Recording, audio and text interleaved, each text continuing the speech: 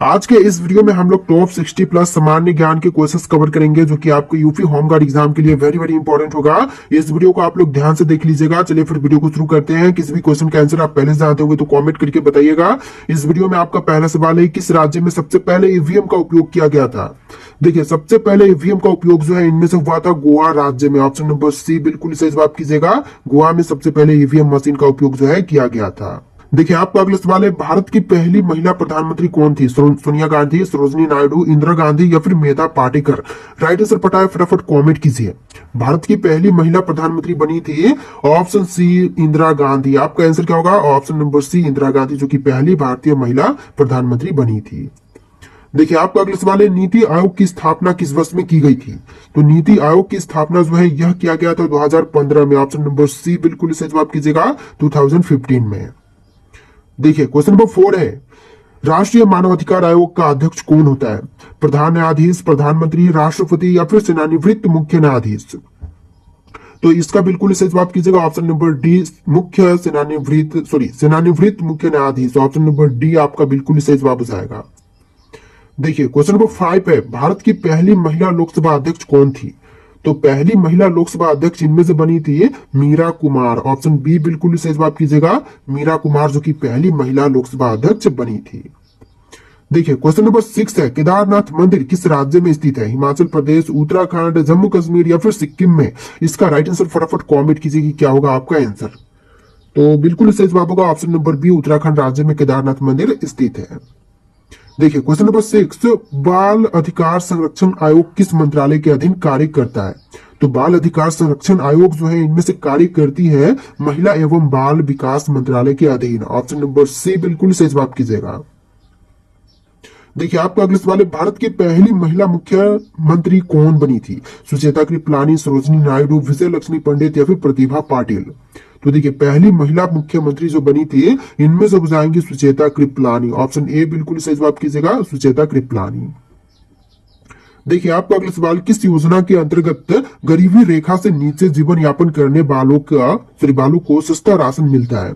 तो गरीबी रेखा से जीवन यापन नीचे करने वाले लोगों को जो राशन मिलती है वह मिलती है पीडीएस योजना के अंतर्गत। ऑप्शन नंबर बी बिल्कुल सही जवाब कीजिएगा, पीडीएस योजना के अंतर्गत। देखिए, क्वेश्चन नंबर 9 है, संविधान की 8वीं अनुसूची में वर्तमान में कुल कितनी भाषाएं शामिल है? 18, 21, 22 या फिर 25 भाषाएं? फटाफट कमेंट कीजिए, राइट आंसर क्या होगा। तो जिनका भी आंसर ऑप्शन नंबर सी आ रहा है 22, तो बिल्कुल सही जवाब है। ऑप्शन नंबर सी इस क्वेश्चन का सही जवाब रहेगा। देखिए, आपका अगला सवाल है, किस देश की प्रेरणा से भारत में योजना आयोग की स्थापना की गई थी? संयुक्त राज्य अमेरिका, सोवियत संघ, ब्रिटेन या फिर फ्रांस? फटाफट आंसर कमेंट कीजिए कि किस देश के सहयोग से प्रेरणा से किया गया था। तो जिनका भी आंसर सोवियत संघ है बिल्कुल सही जवाब है। ऑप्शन नंबर बी बिल्कुल सही जवाब रहेगा, सोवियत संघ के प्रेरणा से जो है भारत में योजना आयोग का स्थापना किया गया था। देखिए, आपका अगला सवाल, विश्व पर्यावरण दिवस हर साल किस तारीख को मनाई जाती है? तो विश्व पर्यावरण दिवस जो है हर साल मनाई जाती है 5 जून के दिन। ऑप्शन बी बिल्कुल सही जवाब कीजिएगा, 5 जून के दिन। चलिए, क्वेश्चन नंबर 12 है, भारत के किस राज्य को पूर्व का स्कॉटलैंड कहते हैं? मिजोरम, असम, मेघालय या फिर मणिपुर राज्य को? तो देखिए, पूर्व का स्कॉटलैंड जो है इनमें से कहते हैं मेघालय राज्य को, यानी ऑप्शन नंबर सी बिल्कुल सही जवाब हो जाएगा, मेघालय राज्य को कहते हैं पूर्व का स्कॉटलैंड। देखिए, क्वेश्चन नंबर 13 है, किस वायसराय के काल में भारतीय राष्ट्रीय कांग्रेस की स्थापना की गई थी? तो भारतीय राष्ट्रीय कांग्रेस की स्थापना जो है लॉर्ड डफरिन के शासनकाल के समय हुआ था। ऑप्शन नंबर ए बिल्कुल सही जवाब रहेगा, लॉर्ड डफरिन के समय में। देखिए, क्वेश्चन नंबर 14 है, भारत में कुल कितने उच्च न्यायालय यानी कि हाई कोर्ट्स हैं? 21, 24, 25 या फिर 28? फटाफट कमेंट कीजिए, राइट आंसर क्या होगा।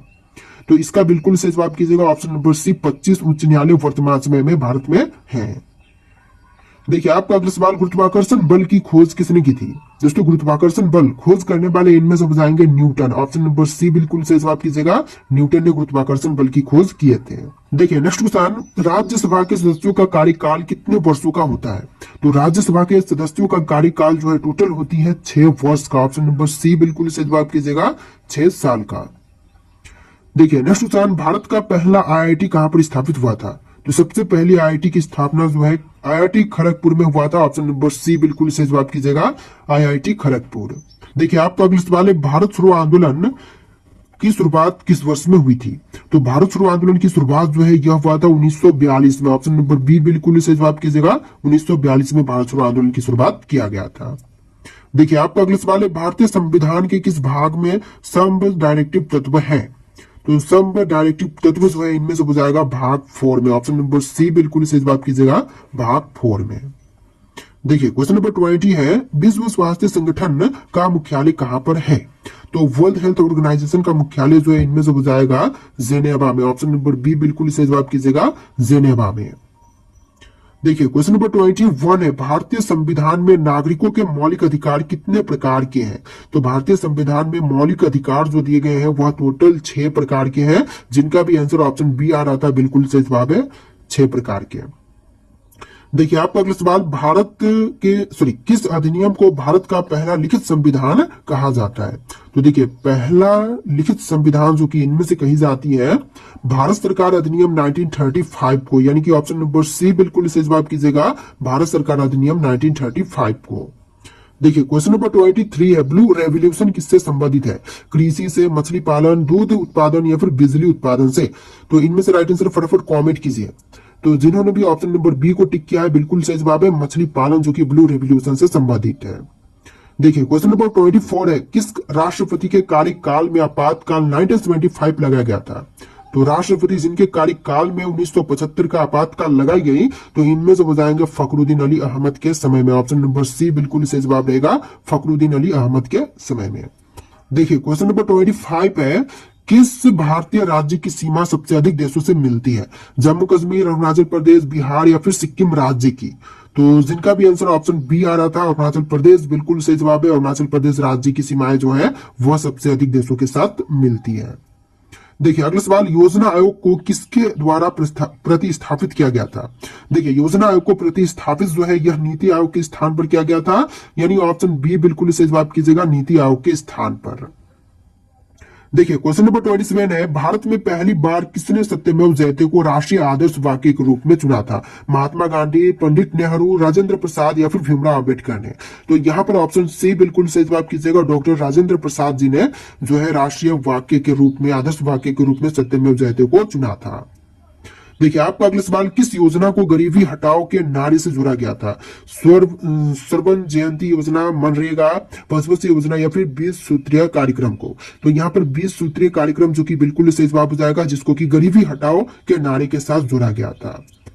देखिए क्वेश्चन नंबर 29 है, भारत की पहली महिला राष्ट्रपति कौन थी? सरोजिनी नायडू, मीरा कुमार, प्रतिभा पाटिल या फिर सुचेता कृपलानी? तो देखिए जो पहली महिला राष्ट्रपति बनी थी इनमें से हो जाएंगे प्रतिभा पाटिल। ऑप्शन नंबर सी बिल्कुल सही जवाब कीजिएगा, प्रतिभा पाटिल। चलिए क्वेश्चन नंबर 30 है, किस भारतीय राज्य को भारत का मसालों का बाग कहा जाता है? कर्नाटक, केरल, आंध्र प्रदेश या फिर तमिलनाडु? तो इसका बिल्कुल सही जवाब रहेगा ऑप्शन नंबर बी, केरल राज्य को कहते हैं मसालों का बाग। देखिए क्वेश्चन नंबर 31 है, भारतीय नौसेना दिवस से किस तिथि को मनाई जाती है? तो भारतीय नौसेना दिवस जो है इनमें से मनाते हैं 4 दिसंबर के दिन, यानी ऑप्शन नंबर सी बिल्कुल सही जवाब है, 4 दिसंबर के दिन। देखिए क्वेश्चन नंबर 32 है, किस अनुच्छेद के तहत सांप्रदायिकता को प्रतिबंधित किया गया है? तो सांप्रदायिकता को प्रतिबंधित जो है किया गया है इनमें से किसी भी अनुच्छेद के अंतर्गत नहीं, यानी कि भारतीय संविधान में स्पष्ट रूप से किसी भी अनुच्छेद में किसी भी भाग में बताया नहीं गया है। देखिए अगला सवाल है, दूसरी हरित क्रांति का उद्देश्य क्या है? तो दूसरी हरित क्रांति का मुख्य उद्देश्य इनमें से हो जाएगा कृषि में जैविक खेती को बढ़ावा देना, यानी ऑप्शन नंबर ए बिल्कुल सही जवाब कीजिएगा, कृषि में जैविक खेती को बढ़ावा देना।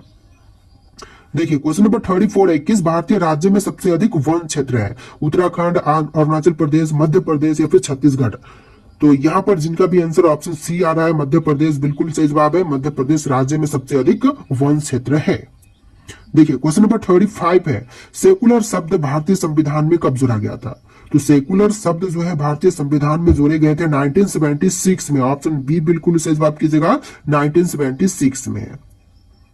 चलिए नेक्स्ट क्वेश्चन नंबर 36 से किस भारतीय को भारत के रॉकेट मैन के नाम से जाना जाता है? तो देखिए रॉकेट मैन के नाम से इनमें से जानते हैं डॉक्टर एपीजे अब्दुल कलाम को, यानी ऑप्शन बी बिल्कुल सही जवाब कीजिएगा, डॉक्टर एपीजे अब्दुल कलाम को। देखिए आपका अगला सवाल है, भारतीय संसद का स्थायी सदन कौन सा है? तो भारतीय संसद का स्थायी सदन इनमें से हो जाएगा राज्यसभा। ऑप्शन नंबर बी बिल्कुल सही जवाब रहेगा, राज्यसभा। चलिए क्वेश्चन नंबर 38 है, किस योजना के अंतर्गत ग्रामीण क्षेत्रों में 100 दिन का रोजगार गारंटी दिया जाता है? देखिए ग्रामीण क्षेत्रों में जो 100 दिन का रोजगार गारंटी दी जाती है, यह मनरेगा योजना के अंतर्गत दी जाती है। ऑप्शन नंबर बी बिल्कुल सही जवाब है, मनरेगा योजना के अंतर्गत। देखिए क्वेश्चन नंबर 39 है, भारत के संविधान में गणराज्य शब्द का क्या अर्थ है? तो गणराज्य शब्द का अर्थ हो जाएगा निर्वाचित प्रमुख। ऑप्शन नंबर डी बिल्कुल सही जवाब कीजिएगा, निर्वाचित प्रमुख। देखिए आपका अगला सवाल है, तीन भाषा फॉर्मूला पहली बार कब प्रस्तावित किया गया था? तो तीन भाषा फॉर्मूला जो है पहली बार प्रस्तावित हुआ था 1968 में। ऑप्शन नंबर बी बिल्कुल सही जवाब कीजिएगा, 1968 में। देखिए क्वेश्चन नंबर 41 है, भारत की पहली महिला विदेश मंत्री कौन थी? तो जो प्रथम महिला विदेश मंत्री बनी थी भारत की, इनमें से बताएंगे Indira Gandhi. Option number B बिल्कुल सही जवाब कीजिएगा, इंदिरा गांधी। चलिए आपका अगला सवाल, भारत में ई श्रम पोर्टल किस उद्देश्य से शुरू किया गया था?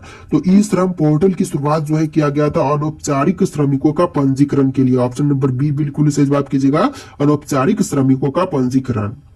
देखिए अगला सवाल, अंतर्राष्ट्रीय योग दिवस कब मनाया जाता है? तो अंतर्राष्ट्रीय योग दिवस मनाई जाती है 21 जून के दिन। ऑप्शन नंबर बी बिल्कुल सही जवाब कीजिएगा, 21 जून के दिन। देखिए आपका अगला सवाल, किस स्थान पर सरदार वल्लभ भाई पटेल की स्टेच्यू ऑफ यूनिटी स्थित है?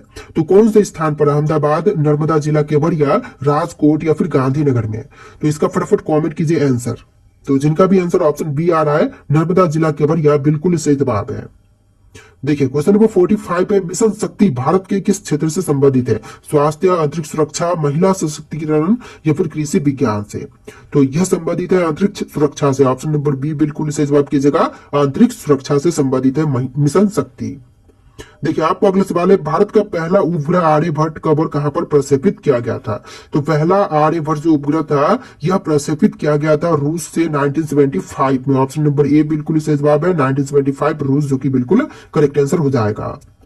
देखिए आपका अगला सवाल है, संविधान में मौलिक कर्तव्यों को किस संशोधन द्वारा जोड़ा गया था? तो यह जोड़ा गया था 42वें संशोधन से, यानी राइट आंसर ऑप्शन ए रहेगा, 42वें संशोधन के अंतर्गत जो है मौलिक कर्तव्य संविधान में जोड़े गए। देखिए आपका अगला सवाल, राष्ट्रीय आय का सबसे उपयुक्त माप कौन सा होता है? तो राष्ट्रीय आय का सबसे उपयुक्त माप जो है इनमें से हो जाएगा NNP at factor cost. Option number B बिल्कुल सही जवाब कीजिएगा, एनएनपी एट फैक्टर कॉस्ट, जो कि राष्ट्रीय आय का सबसे उपयुक्त माप है।